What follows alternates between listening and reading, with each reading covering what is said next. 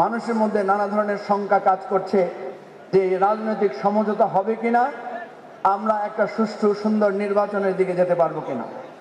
আমি অনুরোধ করব যে এই জায়গায় এসে আমাদের আর সংঘাত না করে একটা সমঝোতার রাস্তায় আমাদের আসা দরকার। আমি ছোট মানুষ হিসেবে বহুবার আহ্বান করেছিলাম।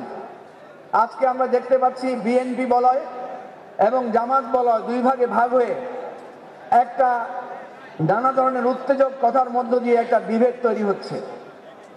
আমরা বারবার দেখেছি, যতবার আওয়ামী ফ্যাসিবাদের উত্থান ঘটেছিল সেই প্রয়োজনে বিএনপির নেতৃত্বে একটা জাতীয় ঐক্যের সূচনা হয়েছিল।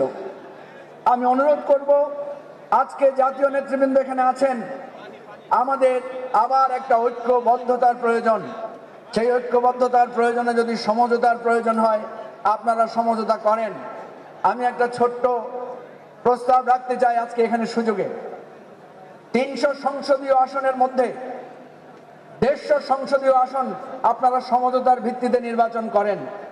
বিএনপি তার এলাকায় যারা আছেন তারা ১০০ আসনে, আর জামাত যারা এলাকায় আছে তারা ৫০ আসনে, আর বাকি ১৫০ আসন ওপেন করে দেন। সবাই সেখানে প্রতিদ্বন্দ্বিতামূলক নির্বাচন করুক, আর বাকি ৩০০ আসনে সবাই করুক। তাহলে আমার মনে হয় এই যত বিভেদ বিভক্তি এবং নানা কথার মার প্যাচের পেছনে যে ক্ষমতার দ্বন্দ্বে, সেই দ্বন্দ্বটা কিছুটা হলেও প্রশমিত হবে এবং আমরা একটা সুষ্ঠু নির্বাচনের দিকে যেতে পারবো।